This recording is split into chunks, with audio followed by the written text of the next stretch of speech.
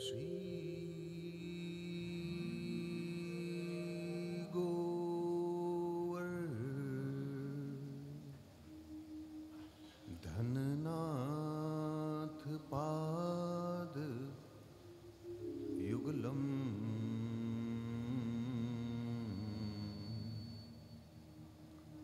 हयंग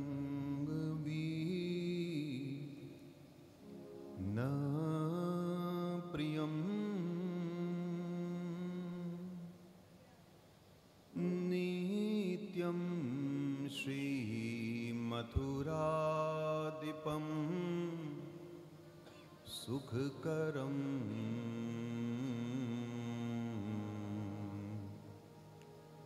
श्री विठले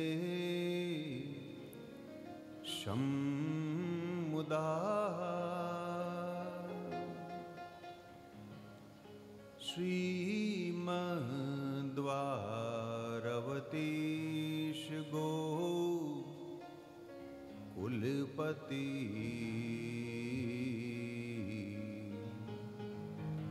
श्री गोकुले दुम विभुम श्रीमन्मथमोहनं नटवर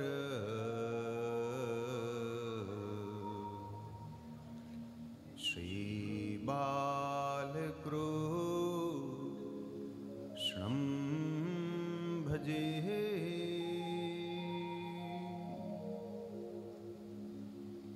बोलिए श्री गोवर्धन नाथ की जय। श्री बालकृष्ण लाल की जय।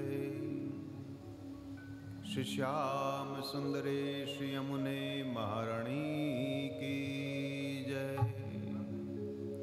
श्री वल्लभाधीश की जय।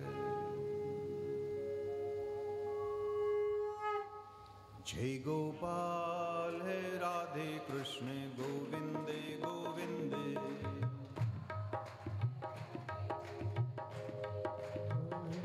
जय गोपाल है राधे कृष्ण गोविंदे गोविंदे।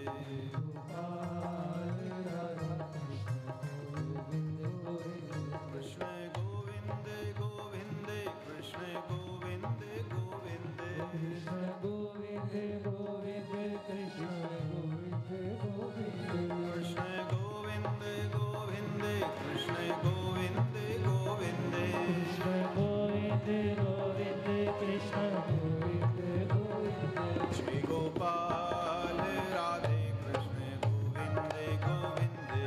गोपाल राधे कृष्ण गोविंदे गोविंदे। श्री गोपाल राधे कृष्ण गोविंदे गोविंदे। हे गोपाल राधे कृष्ण गोविंदे गोविंदे। कृष्ण गोविंदे गोविंदे कृष्ण गोविंदे गोविंदे। कृष्ण गोविंदे गोविंदे कृष्ण गोविंदे गोविंदे।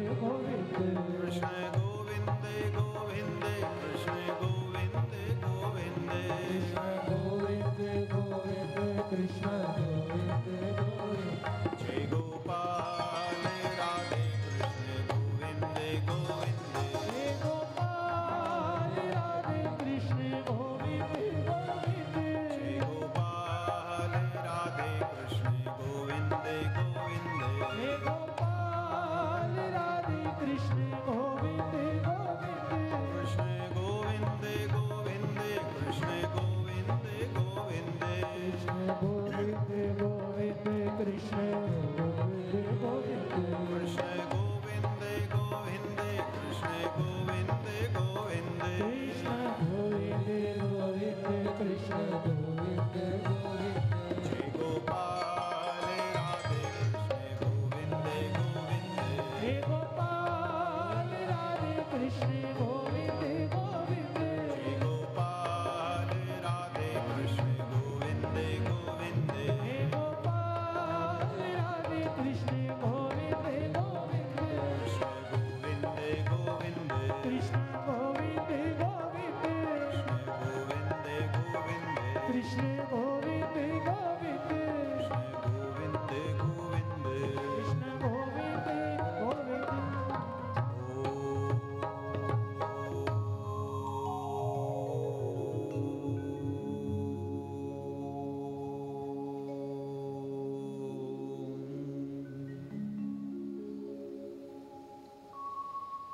हरे नाम नामेव मम जीवनम् कलो नास्त्येव नास्त्येव नास्त्येव गतिरन्यथा नारायणं नमस्कृत्य नरं चैव नरोत्तमं देवीं सरस्वतीं व्यासं ततो जयमुदीरयेत्। अज्ञानतिमिरान्धस्य ज्ञानाञ्जनशलाकया चक्षुरुन्मीलितं येन तस्मै श्री गुरुवे नमः।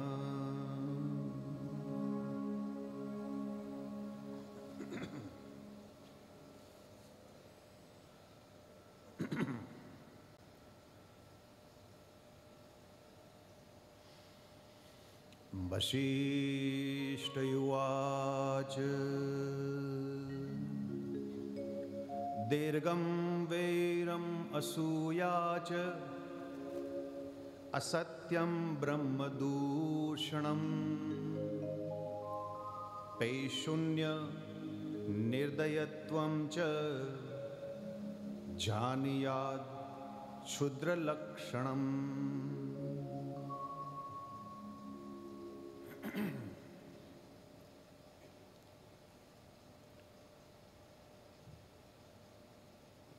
परमात्मा श्री कृष्ण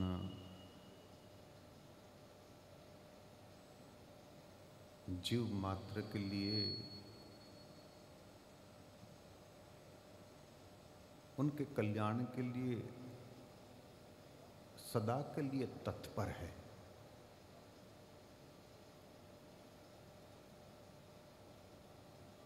अन्वेषणो तत्पथो पथिगतो भक्ति प्रदो तोहिनो तत्परो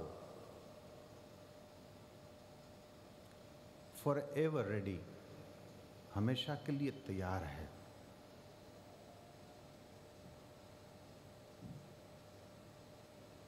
ये सब होते हुए फिर भी वो प्रेरक तत्व नहीं है, किसी को प्रेरणा नहीं करता। प्रेरणा माने इन्फ्लुएंस करना, तुम ये करो, तुम इधर जाओ, ये नहीं करना।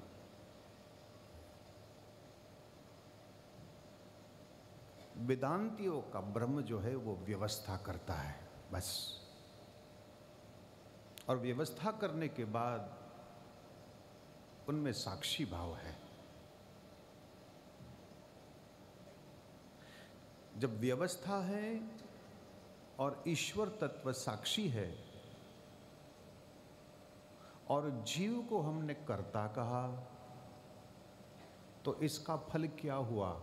फल ये हुआ कि हमारी जिंदगी जो है, हमारा जीवन है जो चल रहा है या चलेगा, वो सिर्फ और सिर्फ हमारे चयन का परिणाम है और कुछ नहीं है। और ये चयन की शक्ति केवल मानव में है ये नहीं, पशु पक्षी में भी है, जानवरों में भी है। भूख लगती है तो शेर शिकार करेगा, शिकार करना नहीं करना उनकी मर्जी है। हाथी को प्यास लगती है तो वो पानी पिएगा, वो उनकी मर्जी है, चयन करता है ये भी। और ये तमाम छोटे मोटे चयन जो हमने जो किया है, चूंकि कर्म का सिद्धांत यह है कि जब तक वो फल न दे तब तक वो शांत नहीं रहेगा।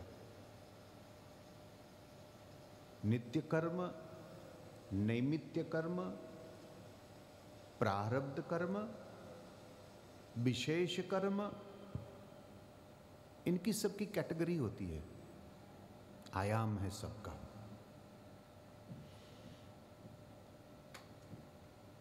कुछ कर्म ऐसे होते हैं तत्क्षण आपको फल देगा,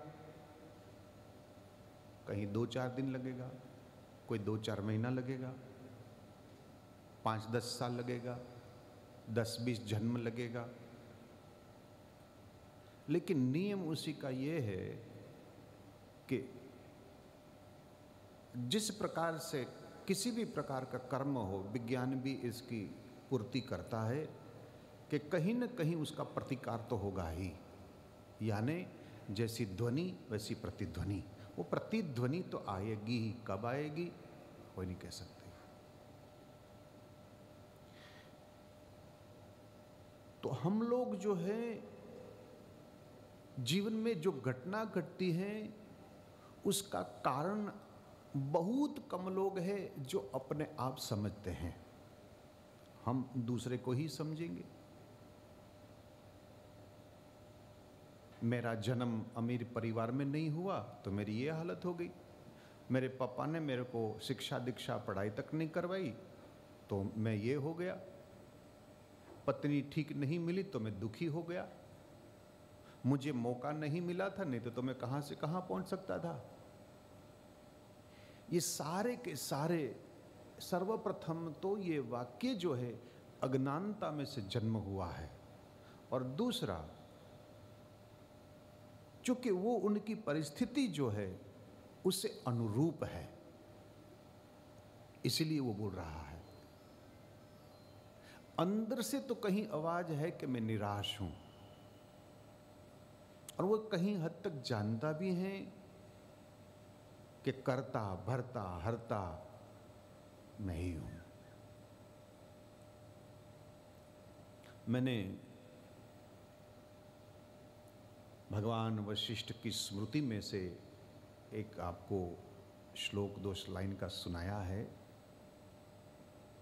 वैसे तो गुरु पूर्णिमा के उपलक्ष्य में पहले भी मिलते थे, 2 साल बीच में, 2-2.5 साल बीच में ये बीमारी के वजह से, लेकिन हमारा क्रम तो यही। और व्यास पूर्णिमा, गुरु पूर्णिमा केवल भगवान वेदव्यास नहीं, जिन जिन लोगों ने हमें जीवन के लिए कोई सामग्री, चाहे वो उनकी अनुभूत हो, चाहे प्रमाण हो, चाहे प्रमेय हो, जो आज हम जहां खड़े हैं, इतिहास के जो तारीख के हिसाब से हम जहां खड़े हैं, इसका कहीं न कहीं योगदान अतीत काल में वो महापुरुषों का जरूर है। महाभारत में तो साफ कहा कि यदि महाभारत में है तो अन्यत्र होगा, और यदि महाभारत में नहीं है तो वो कहीं नहीं होगा। इसलिए हम व्यास पूजन, व्यास पूर्णिमा कहते हैं। सारा विश्व, मानव जाति, हर एक जीव भगवान वेद व्यास के ऋणी है। तो इसके अलावा जितने महापुरुष हो, और चूंकि उपनिषद ने हमको वाग दृष्टा नृतादपि हिंसादि रहितम इस प्रकार के सूत्र जब दिए हैं, तो कोई हमारी दृष्टि तो कोई संकुचित तो है नहीं। मैंने तो भारत के महापुरुषों का भी दर्शन किया है, पाश्चात्य देशों में भी ऐसा नहीं है कि वहाँ चिंतक नहीं हुए, अच्छे अच्छे चिंतक हुए। चाहे वो मिस्र का हो, चाहे यूनान के हो, वर्तमान समय में टोल्स्टॉय से लेकर, हॉब्स से लेकर डार्विन ने कुछ कुछ विचारधारा रखी, तो ये सब का हम स्वीकार करते हैं कुछ हद तक, ऐसा नहीं करते हैं। संकुचित दृष्टि नहीं है, शास्त्रों ने यही कहा है। तो जो जो महापुरुषों ने हमको दी, आज के दिन हम उन सबको याद करते हैं। और वास्तव में और कुछ नहीं है। एक शिष्य क्या करेगा, एक जीव क्या करेगा गुरु के प्रति? अपना आभार व्यक्त, एक थैंक यू कहने का मौका है। और यदि थैंक यू नहीं कहा तो भाई कल हमें कोई अनार्य कह देगा, अशिक्षित कह देगा। कम से कम इतनी शिष्टता तो होनी चाहिए। जिन्होंने अपने जीवन सारा का सारा हमको दे दिया, तो साल में एक बार उसको याद कर कर थैंक यू तो कह सकते। तो ये गुरु पूर्णिमा, व्यास पूर्णिमा इसी संदर्भ में है। तो वशिष्ठ महाराज भी इसी श्रृंखला में आते हैं, तो मैंने उसको आज याद किया है। और हमारे जीवन की जो अवस्था है, वैसे मैं ज़्यादा टाइम नहीं लूँगा क्योंकि वैसे ही हम 2-3 घंटे पीछे हो गए, तो जितना हो सके संक्षेप में मैं सुना दूंगा। ये हमारी अवस्था के कारणों जो है सो वशिष्ठ महाराज ने पकड़े हैं। दीर्घम वैरम असूया, वैर के आगे उसने दीर्घ लिखाया है। मैं जब पॉलिटिकल साइंस पढ़ता था, पाश्चात्य का भी पॉलिटिक्स पढ़ा हूँ, और भारत के चाहे वो राजतंगिनी हो, भार्गव हो, सनक सुजात हो, चाणक्य हो, ये सब नीति हमें मिली है, ऐसे नहीं मिली है। वैर शब्द के लिए दीर्घ शब्द का प्रयोग वशिष्ठ महाराज ने लिखा। तो पॉलिटिक्स में भी यही कहा जाता है कि there are no permanent enemies, no permanent friend. जीवन में शाश्वत तो कोई दुश्मन हो ही नहीं सकता, वैसे तो दुश्मन होना नहीं चाहिए। वैरी वहां का जन्म होता है जब एक तो हमारा मान का अपमान हो जाए, या हमारी इच्छा पूरी नहीं हुई तो सामने वाला हमारा बैरी हो जाता है। राग और द्वेष दोनों जननी है, एक तो मित्र की और एक दुश्मन की। जहां निंदा करी वहां दुश्मन हो जाता है, जहां प्रतिष्ठा करी है, मान सम्मान किया है, वहां राग हो जाता है। वेदांत का दर्शन तो कहते हैं कि ये मान अपमान से तू ऊपर उठ। दूसरे का प्रमाण पत्र उन लोगों को चाहिए जो ये समझते हैं कि मुझ में कोई कमी है और जिन्होंने अपनी तैयारी नहीं करी। कोई भी कार्य करने से पहले यदि संपूर्ण तरह से तुम्हारी जो तैयारी हो तो आपको किसी के प्रमाण की जरूरत है ही नहीं। महिलाओं तैयार जब होती हैं तो अपने पति को पूछेगी मैं कैसी दिखती हूं। क्यों? तुम्हें तुम्हारे पति के प्रमाण पत्र की या किसी की प्रमाण पत्र की क्या जरूरत है? जब तुमने अपने आप को अपनी क्षमता से अपने आप तैयार हुए हैं तो why do you need someone certificate? और जब सर्टिफिकेट लेने के लिए जाओ तो असल में तुम कर क्या रहे हो? तुम ये कर रहे हो कि जो मैंने किया है बराबर किया है, मैं एकदम सुंदर हूं और सामने वाला ठप्पा लगा दे, बस इतना ही चाहिए हमको। और यदि उसने अपने अनुरूप जो नहीं कहा तो फिर तकलीफ हो जाती है। जैसे चुटकिले में बताते ने, वो पत्नी फजेती ब्यूटी पार्लर में गई थी और ब्यूटी पार्लर में से वापस आई और अपने पति देव फोकटलाल को पूछा मैं कैसी दिखती हूं? ब्यूटी पार्लर में गई थी। तो वो क्या बोला? क्या बंद था क्या?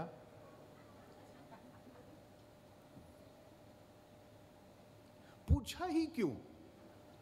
तूने पूछा ही क्यों? ये राग द्वेष का कारण जो होता है, कहीं स्तुति करी तो कहीं निंदा करी। दीर्घ जो अवस्था हमारी है, क्योंकि बहुत लंबे तक तुमने किसी की दुश्मनी। द्वेषी सर्वप्रथम तो दुगुना जलता है। द्वेष करने से सामने वाले को नुकसान हो ना हो, हमें तो नुकसान होगा ही। द्वेषी मन में बस जाता है, वो जाता ही नहीं। आपका प्रीतम इतना याद नहीं आएगा जितना दुश्मन आपको याद आएगा।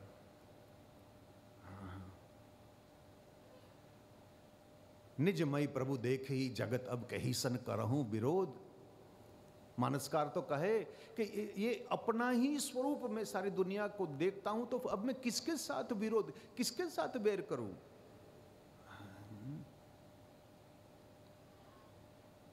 हमारे दुख, हमारी अवस्था का कारण सर्वप्रथम वशिष्ठ बताते हैं दीर्घम वैरम। दूसरा दीर्घम असूया। असूया माने ईर्ष्या। एक बात ठीक तरह से समझ लो, परमात्मा ने जब आपको बनाया है तो आप जैसा दुनिया में कभी था नहीं, है नहीं और कभी दूसरा होने वाला नहीं। विवेकानंद एक होता है, या तो कोई विवेकानंद से आगे निकल जाए या पीछे रह जाए, दूसरा विवेकानंद नहीं हो सकता है भला। तो आप भी एक यूनिक आइटम हो। और जब आप ईर्ष्या करते हो, इसका अर्थ हुआ है आप अपने आप में कहीं कमी समझते हो, चाहे पैसे के रूप में, चाहे रूप के हिसाब से, चाहे पढ़ाई में, चाहे समृद्धि में, चाहे व्यवस्था में, चाहे मान सम्मान में, किसी को ज्यादा हुआ। देखो, ईर्ष्या हमें उसी की होती है जो आगे बढ़ गया, पीछे रह गया उसकी ईर्ष्या हमें नहीं होती।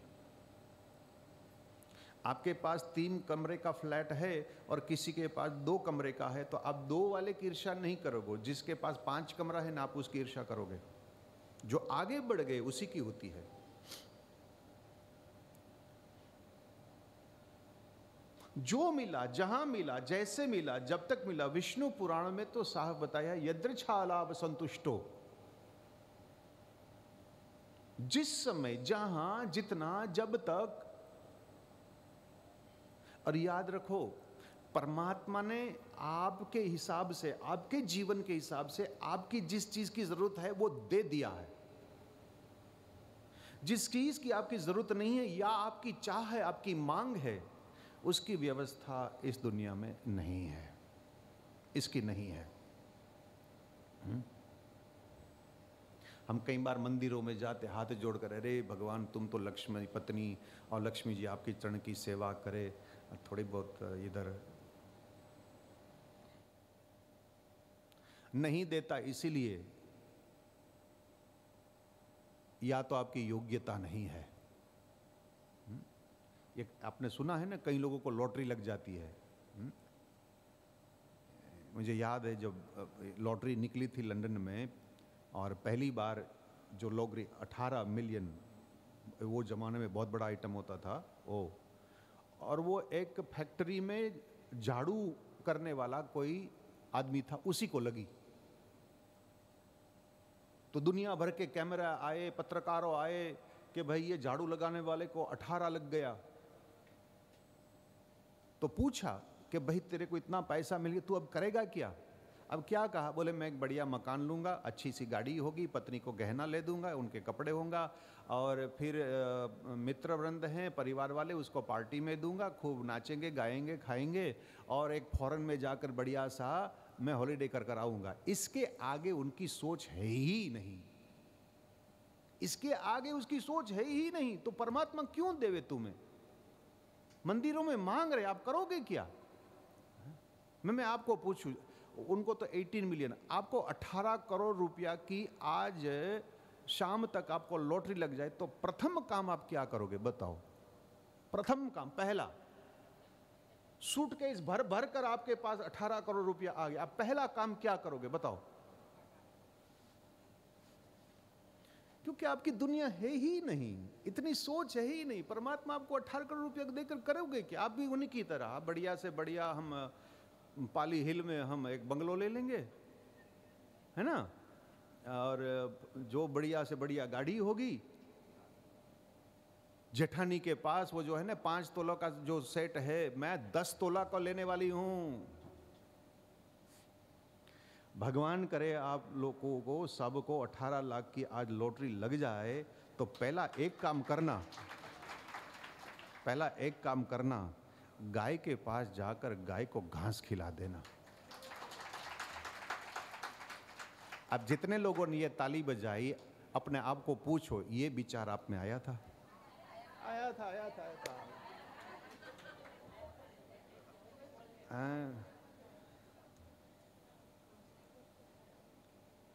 असूया, भगवान वशिष्ठ कहते हैं, ये ईर्ष्या के कारण से तेरा जीवन रूपी समुद्र खारा हो गया, नहीं तो मीठा ही था, तूने खारा कर दिया, दूसरे ने नहीं किया। दूसरे की आहट कहां से, तेरे को क्या लेना देना भाई? 24 घंटा मिला है, कहां फुर्सत तेरे पास किसी की ईर्ष्या करने की? कौन आया, कौन गया, कब तक बैठा था, क्या खाया उन्होंने, क्या पहना था, कब गया, क्या ले गया, बस इसी में जिंदगी खत्म हो गई। मैं ना भूल रहा हूं तो इसीलिए भगवत पाद शंकर ने हमको गाली दी कि भज गोविंदम गोविंदम भज मूढ़ मते। तू मूढ़ है, भज गोविंदम कर तू। बाकी ये तो है ही नहीं। अच्छे काम करने के लिए टाइम नहीं और टांग अड़ाने के लिए हमें बहुत फुर्सत होती है। तुम्हारी आहट को देखो ना, आपका चेहरा, आपका चरणारविंद कहां जा रहा है। ये चयन किया है। ईर्ष्या करना, मैंने शुरुआत यहां से करी ना, your life is nothing but the choices you have made. दुश्मन बनाना ये भी आपकी चॉइस थी, वशिष्ठ कहे।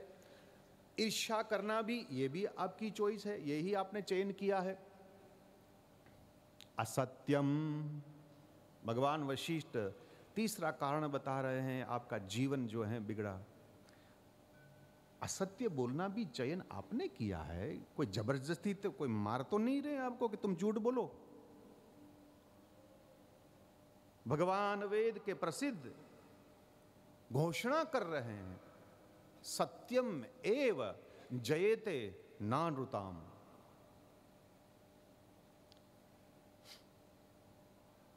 झूठ से तुम्हें सुख मिल सकता है, शांति नहीं मिलती भाई। और एक बात याद रखना, जब आपके जीवन में सुख आवे तो इसका अर्थ यह नहीं कि दुख समाप्त हो गया। आपके जीवन में सुख तब आया है जब आपका दुख थोड़ा थक गया, चादर ओढ़कर सो गया है बस।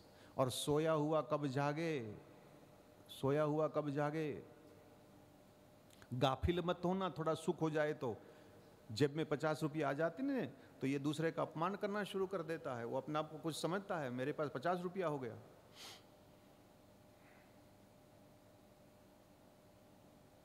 सुख भोगने से दुख का नाश नहीं हो, वो है, अभी भी है। तमाम नीति शास्त्रों ने यही बताया कि जिस प्रकार से चक्र जो घूमता है, उसी तरह से सुख दुख धूप छांव ये चलता रहता है भाई। असत्य का सौदा, वशिष्ठ कहे, बहुत महंगा होता है। जहां झूठ बोलना पड़े ना, मौन हो जाओ। बोलने की बजाय नहीं बोलना अच्छा है। सामने वाले को जो सोचना है वो सोचने दीजिए, फिर वही जाने, आप मत बोलिए। जहां आशंका हो न बोलिए। में से वाणी के ऊपर तो व्यास गादी ने खूब चर्चा करी है, बहुत आपको समझाया बताया है। विदुर नीति तो कहती है तोल तोल कर बोल, तोल तोल कर। वाणी एक ऊर्जा है। विज्ञान कहता है, फिजिक्स कहती है, you can not destroy energy. ऊर्जा का आप नाश नहीं कर सकते। आप जो भी कुछ बोलते हो ना, वो कहीं वायुमंडल में, आकाश मंडल में कहीं ना कहीं है। वो तो अभी तक यंत्र हमारे पास नहीं है, नहीं तो हम पकड़ पाएंगे कि आगे लोग क्या बोले थे। शब्द ब्रह्म का स्वरूप है। सोच सोच कर बोलना मेरे भाई। मानव की ज्ञान और विवेक जैसे जैसे बढ़ता है ना, इतना ही धीरे धीरे वो शांत हो जाता है। वो बोलता नहीं, शांत हो जाता है। क्या बोलना है, बुद्ध को पूछो, बुद्ध को सवाल करो, 50 बार सवाल करे, जब जाकर वो बोलते थे। बोलते नहीं थे। क्या बोलना है, क्या प्रवचन करना है, किससे प्रवचन करना है। गुरु बनना है तो अपनी आत्मा का गुरु बनो, दूसरे को सिखाना, दूसरे के समझाना। भाई हम भी तो 35 साल से कर रहे हैं। अब तो कहीं हद तक मैं भी थक गया हूं। ज्ञान की प्राप्ति के लिए 35 साल नहीं लगता। अष्टावक्रा ने तो जनक को कहा कि घुड़सवार एक पैर रखकर दूसरा में पैर रखता है, जितना समय लगे इतना ही समय में ज्ञान उपलब्ध हो जाता है। 3 सेकंड 4 सेकंड से ज्यादा टाइम नहीं है। 35 साल नहीं लगता ज्ञान प्राप्त करने में। और हम सब जानते असत्य का। ब्रह्मदूषणम, चुगली करना। देखो वशिष्ठ महाराज ने यह पकड़ा, इसका मतलब हजारों साल पहले भी लोग चुगली करते थे।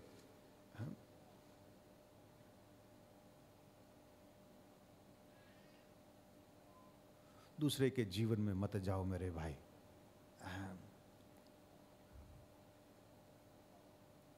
परमात्मा ने जो हमको समय दिया है, जिसके हिसाब से मैं तो समझता हूं हम सब लोग गरीब है। समय की पूंजी हमारे पास नहीं है। कोई यहाँ समय का एफडी लेकर नहीं आया है। हम सब गरीब है। एक एक मिनट आप जो खर्च रहे हो ना, वो स्वर्ण से भी ज्यादा है। स्वर्ण तो आप कमा सकते हो, समय नहीं कमा सकते हैं।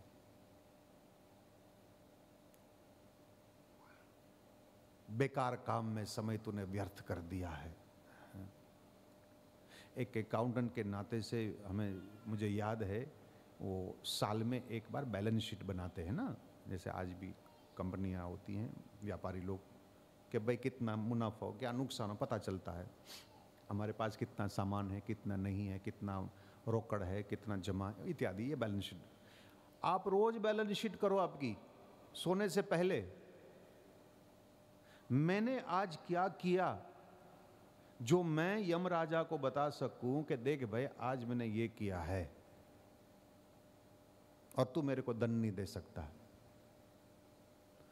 और आत्मा को धोखा नहीं दोगे तो दूसरा भी और है कि आज मैंने क्या क्या किया जो नहीं करना था।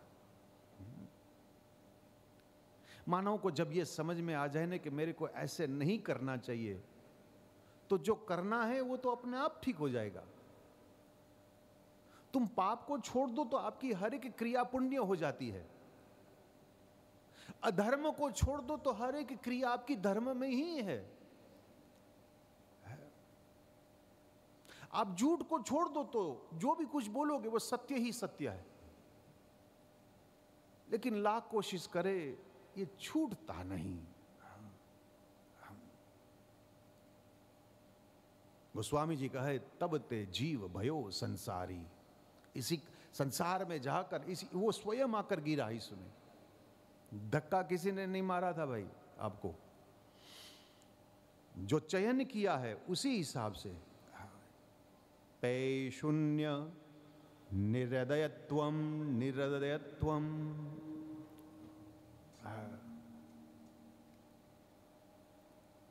हमारे नारद जी ने बड़ी सुंदर तरह से ये निर्हृदयत्वम शब्द का व्याख्या सनत कुमारों के सामने करी थी। हे सनत कुमारों, आज का मानो सत्यम नास्ति तपस्सौचम दया दानम न विद्यते उदरम बरिणो जीवाहा वराका कूट भाषिणा। दया जैसी चीज नहीं रही, निर्हृदयत्वम हो गया है। देखो भाई, मैं उदारता किसी और के प्रति की बात नहीं कह रहा हूं। पहले तो अपने आप पर दया करो। मैं समझाता हूं, दया अपने आप कर। हाँ? जब जब आप सौदा करते हो, व्यवहार करते हो, वाणी से उच्चारण जब करते हो, करीब करीब आपको पता है कि इससे मेरे को नुकसान होने वाला है, तो तुम आत्मा को क्यों धोखा दे रहे हो? तुम आत्मा को ही तो धोखा दे रहे हो। 10 रुपये की चोरी जब कर ली तो आपको पता है कि ये गलत है, फिर भी तूने क्यों किया? अथ केन प्रयुक्तो येन पाप चरित पुरुष। ये फंडामेंटल क्वेश्चन अर्जुन का है। अथ केन, किस कारण से?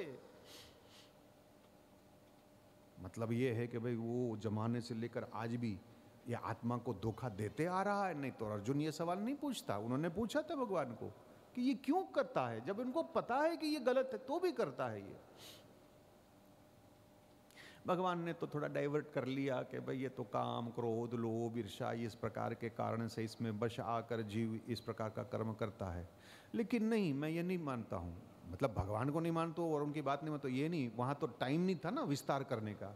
1.25 घंटे में गीता सुनानी थी। वहाँ सामने तो ब्यूगल फूक गया था, शंख की ध्वनि हो गई थी, मारो मारो मारो मारो।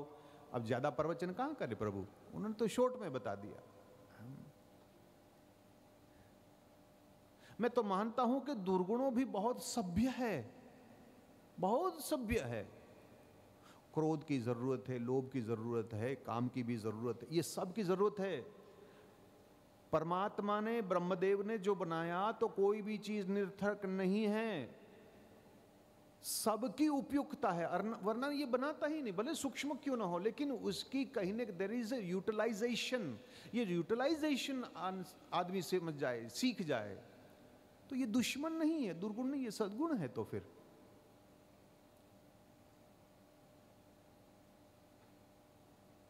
दुर्गुण हमने तब कहा जब इनके साथ व्यवहार करना हमने नहीं सीखा। क्रोध की भी जरूरत है, काम की भी जरूरत है, लोभ की भी जरूरत है। लोभ करो, खूब करो, लेकिन लोभ किसका करना, बस ये बात है। क्रोध करना है, लेकिन किसके ऊपर क्रोध करना है? कामना होनी चाहिए, किस जगह पर कामना होनी चाहिए, बस ये व्यवहार करना सीख जाते तो इसमें कोई तकलीफ कोई नहीं। तो आत्मा को धोखा हम नहीं दे रहे। हम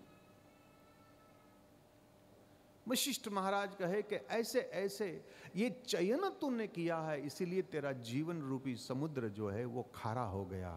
परमात्मा को दोष मत दो, दूसरे को दोष मत दो। You are responsible for your choice, your action and your result. तुम ही हो, आपके फिल्म के दूसरा कोई हीरो नहीं है, आपके फिल्म के हीरो आप ही हो। इसका अर्थ यह होता है कि मानव चाहे तो आज ही खुशी हो सकता है, और यदि नहीं तो फिर रोना धोना तो हमको आता ही है, हमें तो आदत है ना, पैदा हुए थे रोते रोते, जीवन भर शिकायत करी और मौत के समय अफसोस हो गया कि हाय मेरा ये हो गया, हाय मेरा वो नहीं हुआ, हाय अभी ये हाय हाय अफसोस है। और क्या, पैदा हुआ रोते रोते, जिंदगी भर शिकायत करी, दाल में नमक नहीं है, एयर कंडीशन तेज नहीं है, गाड़ी ट्रैफिक जाम में फंस गई है। भाई आपके मुंबई में ट्रैफिक बहुत होती हो भाई, और बहुत, मैंने तो हमारे सज्जन साथ में थे, उसको कहा भाई ये तो जुल्म है भाई, 4-4 घंटे गाड़ी में बिठाते हो हैं। खैर कोई बात नहीं, सारे जहां से अच्छा ये हिंदुस्तान हमारा। अरे काहे को ताली बजा रहे हो भाई? इसको कहते हैं अपने आत्मा को धोखा दे रहे हो और कुछ नहीं कर रहे हैं। अब हम कहे कि मेरा भारत महान नहीं है तो कहे कि भाई तुम लिबरल हो, तुम लेफ्टिस्ट हो, तुम फलाने हो डिम। अरे भाई जो नज़र के सामने है तो वो बोलना ही पड़ेगा ना भाई, हमने तो सारी दुनिया देखी है। हाँ, कल की जो हालत जिस प्रकार से गाड़ी चल रही थी ना, मुझे याद है एक बार मैं मेक्सिको सिटी गया था। मेक्सिको सिटी में भी ट्रैफिक ऐसी, बस मतलब फर्स्ट गियर में चली रुकी ऐसे करते करते करते गाड़ी। तो एक देश ऐसा है और भी जगह पर है, ऐसा नहीं है। वशिष्ठ महाराज कह रहे हैं तस्मात् जागरही जागरही जागरही। भाई तू आज ही अपने मन को कह दे, मेरे जैसा कोई सुखी नहीं, मेरे जैसे कोई धनवान नहीं, मेरे जैसे कोई सुंदर नहीं, मेरे जैसा कोई निरोगी नहीं, तो तुम वही हो, तुम वही हो, चयन कर लो। बाकी तो भाई जैसे ज़िंदगी चल रही है वैसी चलती रहेगी। आपके लिए अगले साल जो आ रहा है, मैं प्रभु से प्रार्थना करूं वो सुखद हो, आनंदमय हो, सफल हो। प्रभु से प्रार्थना करूं कि किसी को कोई रोग न हो। ये बहुत बड़ी चीज़ है मेरे भाई। हमने तो 2-2.5 साल कैसे गुजारी हैं आप सब लोग जानते हैं, मैं भी जानता हूं, बराबर। और जिस प्रकार से हमारा व्यापार इत्यादि जो चलना चाहिए वो भी प्रभु कृपा करे, ये सब बराबर चले। बीच बीच में कहीं ऐसे ऐसे वचनामृत है, आपको जहाँ भी समय लगे। कल मैं गोवा में था तो 1-2 सज्जन ने कहा कि भाई हम आना तो चाहते हैं लेकिन पता नहीं कोई कुछ मौका ही नहीं मिल रहा है, कोई पता नहीं कोई संजोग ही नहीं हो रहा है। ये भी तू चयन कर सकता है, क्यों मौका क्यों नहीं मिलता भाई? हैं? पड़ोसी के, ससुर के, मामू के, दामाद के, भाई का साला की मौसी का बेटे का शादी हो रही है, वहां जाने के लिए टाइम है तेरे पास, यहां टाइम नहीं है। तो ये वाली बात मत करना। कुछ अच्छे अच्छे मैंने, शुकाचार्य ने कुछ अच्छे अच्छे विषयों दिया है मेरे को, आजकल तो वो भी मैं नहीं करता हूँ, वो मुझे बताता है कि इसी के ऊपर बोलना है तो उसी पर बोल देता हूँ। अच्छे अच्छे विषयों हैं और इसी का दर्शन करने का मौका मिले। कम बहुत सारी तो तीर्थ जगह भी हैं आपके बाजू में, तो लोनावाला भी है, वहाँ भी हैं रामाष्टकम जो हैं, राम के ऊपर विषय निकाले गए हैं। तो ये जैसे जैसे टाइम, बाकी आज का जो गुरु पूर्णिमा का जो मनोरथ हमने जो कर रहे हैं, अब मैं आगे का प्रसंग मंच संचालन से प्रार्थना करूंगा, हमको बताएंगे।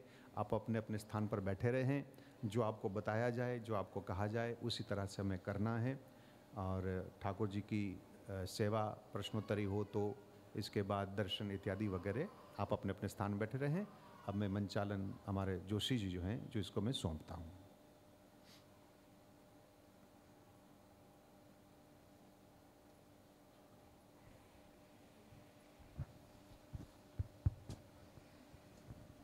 जय श्री कृष्णा।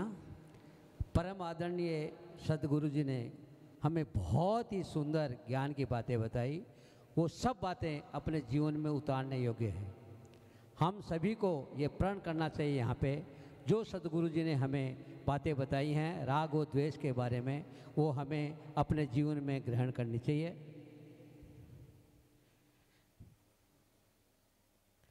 जिससे हमारा जीवन सुख शांति के साथ में बीतेगा।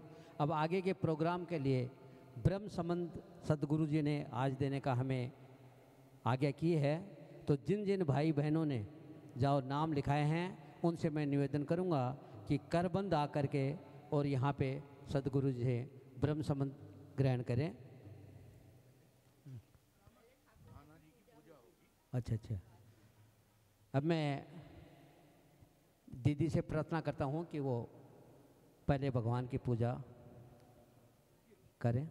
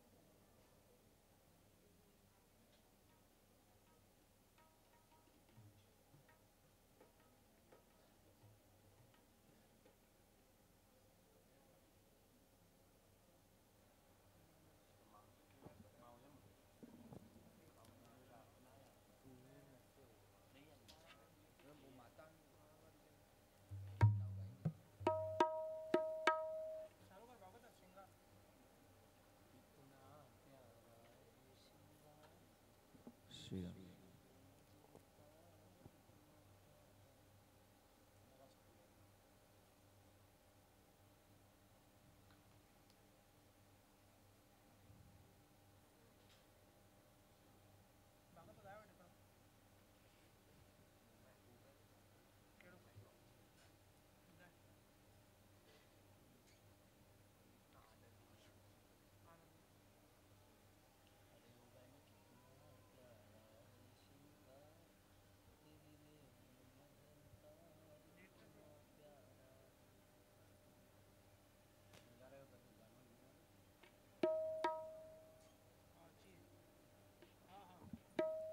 श्री राम।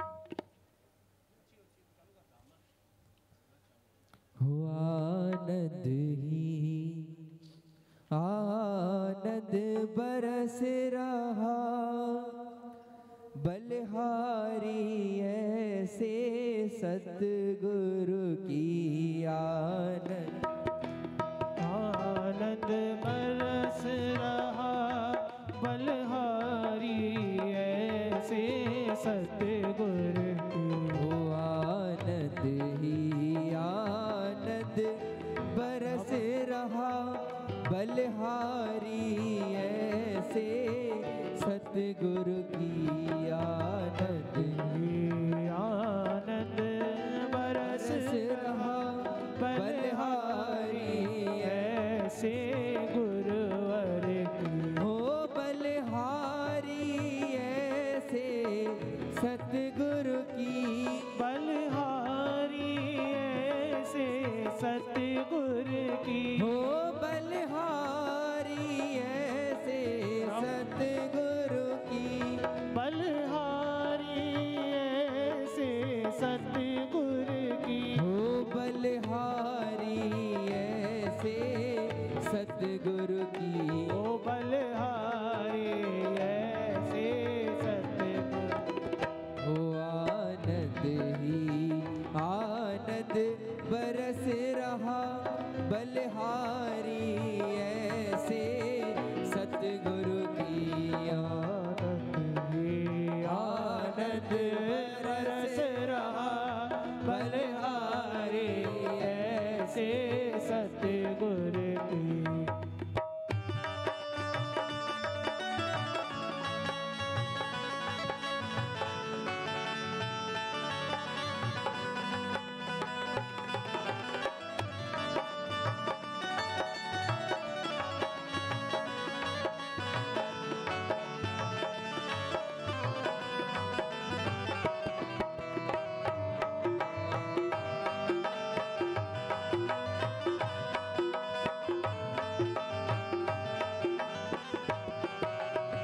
हो क्या रूप अनुपम पायो है क्या रूप अनुपम पायो है हो जैसे तारों बिच है चंदा जैसे तारों विच है चंद हो सूरत मूरत मोहन वारी सूरत मूरत मोहन वारी बलिहारी ऐसे सतगुरु की सूरत मूरत मोहन वारी बलिहारी ऐसे सतगुरु आनंद ही आनंद बरस रहा बलिहारी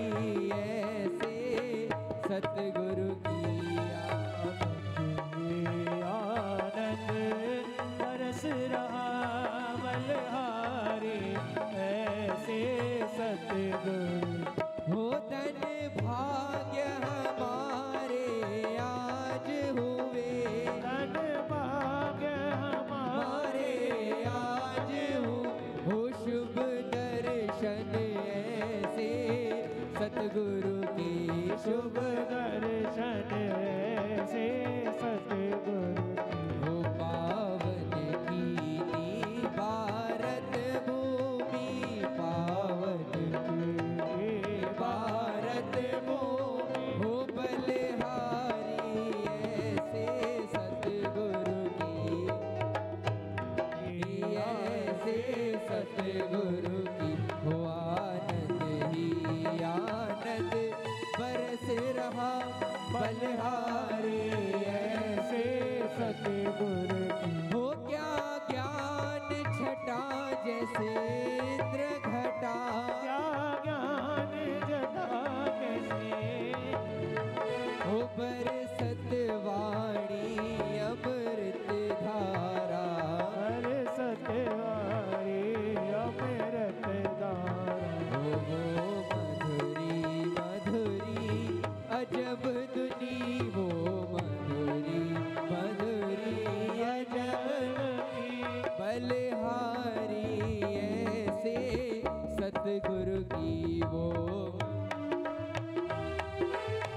अजब धुनी बलिहारी ऐसे सतगुरु की हो गुरु ज्ञान रूपी जल बरसा कर गुरु ज्ञान रूपी जल बरसा कर गुरु धर्म बगीचा लगा दिया गुरु धर्म बगीचा लगा दिया हो गुरु